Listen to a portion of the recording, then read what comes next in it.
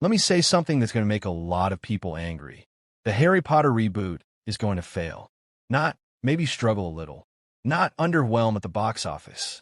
I mean genuinely, embarrassingly, historically fail. And the worst part?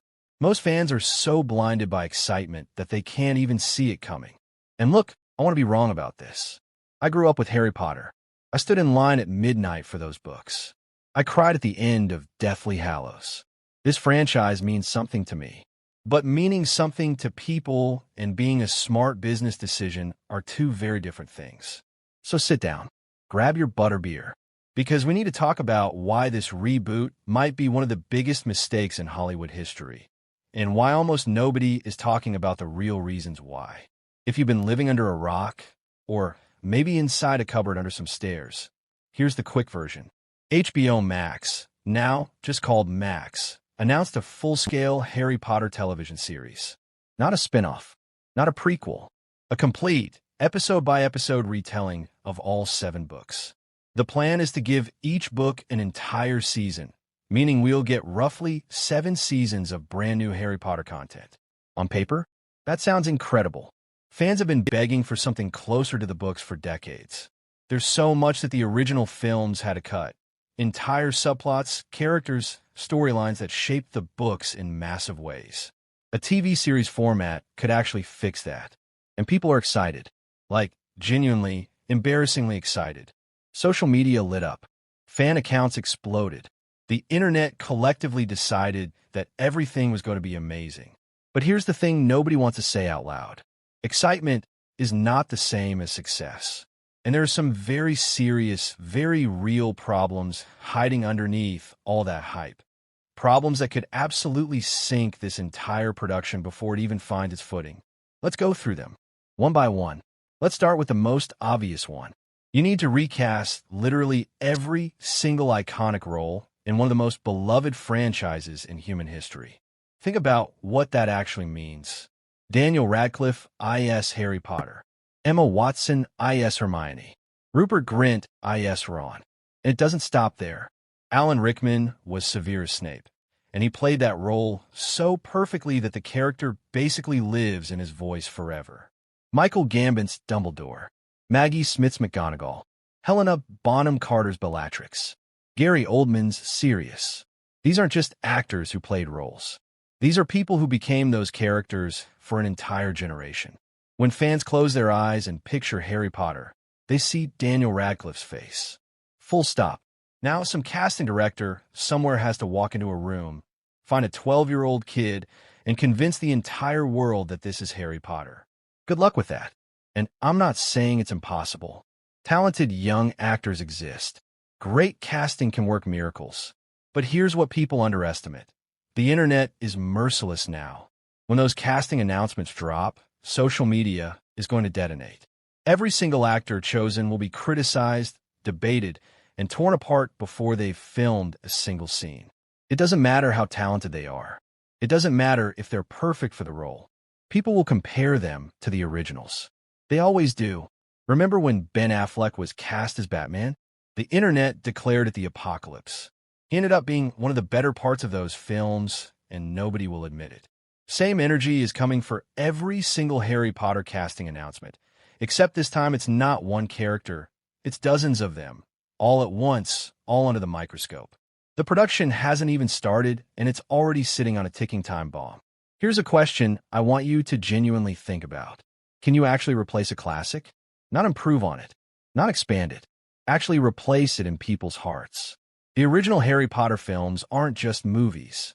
They're cultural monuments. They define childhood for an entire generation born in the late 80s and 90s.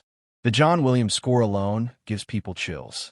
Hedwig's theme plays and grown adults immediately feel 8 years old again, standing in a magical world for the first time. That's not something you can manufacture. That's not something you can recreate in a writer's room.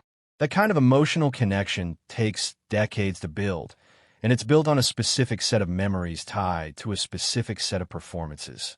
The reboot isn't competing with a mediocre franchise that left room for improvement. It's competing with nostalgia itself. And here's the brutal truth about nostalgia. It's undefeatable. You cannot win against it. The moment someone watches a scene in the new series and thinks, I liked it better in the original, you've already lost that viewer emotionally. They're watching, but they're gone. Look at what happened with the Star Wars sequels. Look at what happened with Ghostbusters 2016. Look at virtually every beloved franchise that tried to reboot itself for a new generation. The original fans never fully let go. They compare every single moment, every decision, every line of dialogue. The new series will be judged not just as a TV show, but as a competitor to something people love deeply. And that is an almost impossible position to win from. Modern fandom is a completely different beast than it was in 2001 when the first film released. Back then, you either liked a movie or you didn't. Maybe you wrote a review on a message board.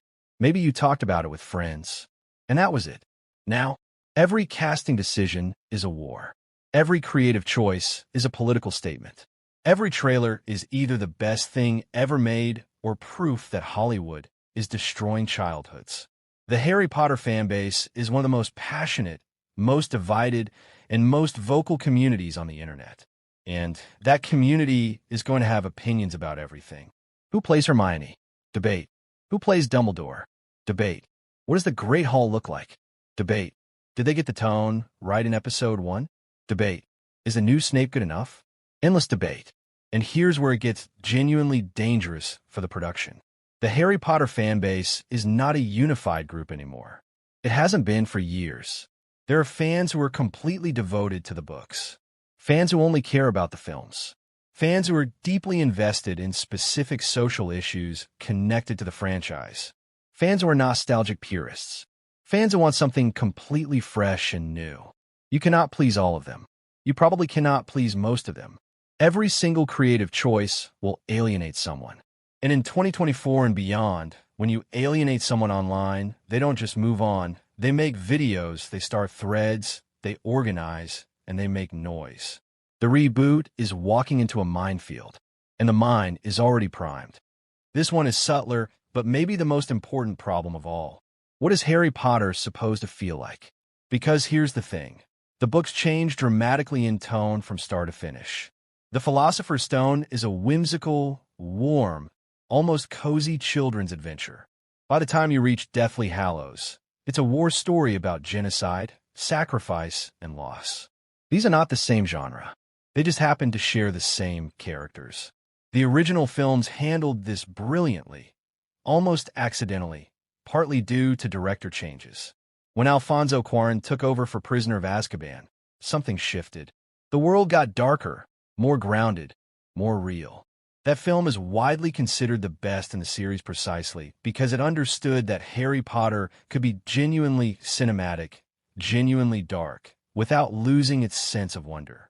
The new series has to make a fundamental choice. Are you making a children's show? A prestige drama?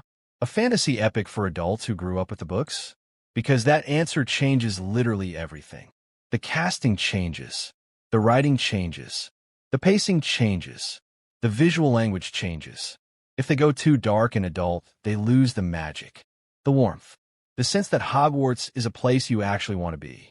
If they go too light and safe, they lose the weight of what the story is actually about. A child soldier fighting a fascist regime. Finding that balance is extraordinarily difficult. And historically, TV adaptations of beloved fantasy properties tend to lean too hard in one direction and lose the thing that made the original special. The creative team has maybe the hardest tonal assignment in television history. No pressure. We have to talk about it. I know nobody wants to, but we have to. J.K. Rowling's public controversy over the past several years has fundamentally changed the relationship between parts of the fan base and this franchise. Her statements on various social issues have been deeply divisive, celebrated by some, condemned by others, and that divide is not going away. Here's why this matters practically for the reboot. Every time a new trailer drops, every time a new episode airs, every time someone promotes this series on social media, the conversation will eventually come back to Rowling. It's unavoidable. The name is inseparable from the property. For a significant portion of potential viewers, watching the new series feels like a moral choice. And that's a genuinely new problem for a franchise of this scale. Studios can manage bad reviews. They can manage casting controversies. Managing a moral boycott from within the core fanbase is something else entirely. It creates a situation where the series is polarizing before a single frame has been filmed, where supporting it or criticizing it has become tied to identity and values rather than just, whether it's a good TV show. That's an almost impossible cultural atmosphere to launch a massive prestige production into. The Rowling problem has no easy solution, and it's not going anywhere. Let's talk numbers for a second. A prestige fantasy TV series at this scale, think Game of Thrones level production, House of the Dragon, The Rings of Power, costs somewhere in the range of $100 to $200 million per season. Possibly more for something as iconic as Harry Potter, where the pressure to make everything look exactly right will be immense. That means Warner Brothers and HBO Max are potentially looking at $1 billion investment across 7 seasons before the show even has a chance to prove itself. And here's the brutal reality of big-budget prestige television right now. The streaming landscape has changed massively. The era of spend unlimited money and hope for subscribers is over. Platforms are cutting shows, canceling projects, and making increasingly conservative decisions about what gets renewed. Shows that cost $200 million per season need to perform like absolute cultural phenomena just to justify their own existence. The Rings of Power cost Amazon a staggering amount, and while it performed reasonably well, it was not the Game of Thrones level event they needed it to be.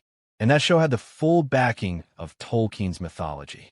Harry Potter has the advantage of an existing, passionate fan base.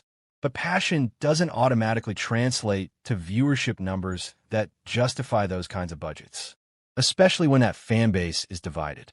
If Season 1 underperforms, or worse, launches to mixed reviews and a social media backlash, the pressure to change direction, cut budgets, or cancel entirely becomes very real. Big swings can miss spectacularly. And finally, maybe the quietest problem of all. Everyone already knows this story. Every person who is likely to watch this reboot already knows that Snape is actually good. Already knows that Dumbledore knew Harry had to die. Already knows about the Horcruxes, the Deathly Hallows, the entire emotional arc from orphan boy under the stairs to the chosen one who defeats Voldemort. The mystery is gone. The surprise is gone. You can't replicate the feeling of reading Chamber of Secrets for the first time and genuinely not knowing what was happening. You can't recreate that sense of discovery. So the reboot needs to give audiences something else. Something that makes them want to come back every week for 7 seasons of a story they've already experienced in books, films, theme parks, video games, and spin-offs. What is that thing? Deeper character development? Faithful adaptation of cut storylines? Beautiful production design? Maybe. Those are real selling points. But it's more faithful to the books is not enough to sustain a billion-dollar enterprise across a decade of television. Audience engagement requires constant surprise, constant stakes, constant emotional investment. And it's very, very hard to manufacture surprise for a story where everyone already knows the ending. So, will it succeed or fail? Here's my honest answer. It will not fail completely. It's Harry Potter. The brand is too powerful, the fanbase too large for it to be a total disaster. It will get viewers. It will get discussed. It will trend on social media. But will it be what fans are hoping for? Will it be a truly great piece of television that stands alongside the originals as something special? Will it become a defining cultural moment the way the original films did? I don't think so, because it's fighting on too many fronts simultaneously. Casting controversies, legacy pressure, creative direction debates, the Rowling situation, audience fatigue, and financial risk. Any one of these alone would be manageable. All of them together, at this scale, with these expectations, that's not a challenge. That's a siege. The reboot is going to arrive. It's going to be decent at best and disappointing at worst. And it's going to spend its entire run being compared unfavorably to something that people already love. And over time, the conversation around it will be less about the show itself and more about everything surrounding it. That's not failure in the traditional sense. But it's not success either. It's something worse. It's irrelevance. And for Harry Potter, a franchise built entirely on magic and wonder, irrelevance might be the saddest ending of all.